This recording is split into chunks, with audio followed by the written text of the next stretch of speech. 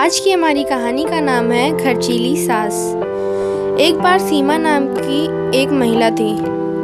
उसकी एक सास थी जिसका नाम रमा था, जो कि बहुत खर्चीली थी। सीमा जहाँ बचत पर जोर देती, वहीं उसकी सास कोई ना कोई बेफजूल का खर्च कर देती और बचत नहीं करती थी। एक बार सीमा ने अपनी सास को कुछ पैसे रखने के लिए दिए, जिसको वो अगले दिन बैंक में जमा कराने वाली थी।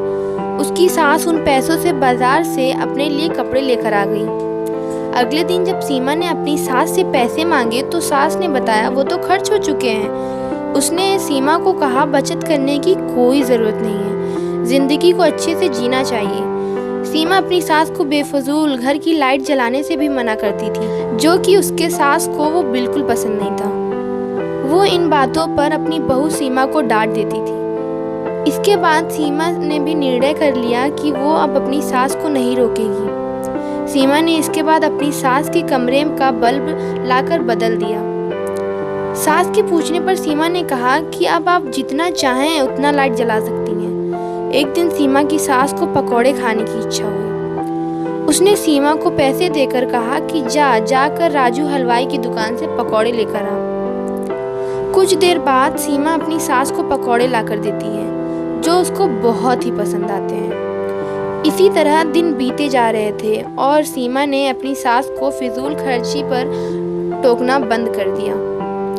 एक दिन सीमा की सास बीमार हो गई। उसको जब हॉस्पिटल में भर्ती कराया तो डॉक्टर ने एक बड़ी बीमारी बताकर एक शहर के हॉस्पिटल में रेफर करने को कहा। जब सीमा के पति ने डॉक्टर से इसका खर्च पूछा तो डॉक्टर ने 2 लाख बताया। ये सुनकर सीमा का पति और उसकी सास बहुत ही दुखी हो गए कि इतने पैसे हम कहाँ से लाएंगे।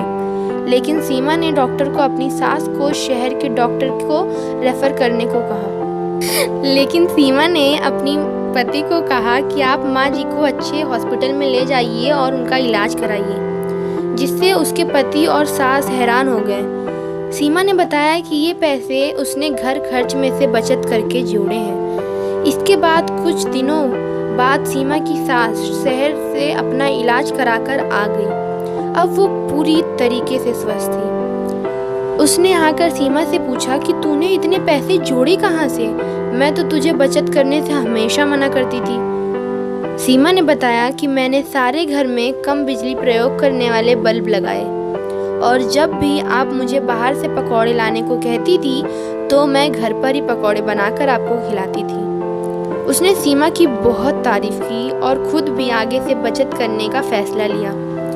मोरल ऑफ द स्टोरी, इस कहानी से हमें ये सीख मिलती है कि हमें फिजूल खर्ची से बचकर पैसे को सही इस्तेमाल करना चाहिए। Thank you so much for listening. अगर आपको ये वीडियो अच्छा लगा हो तो please like, subscribe and share करिए।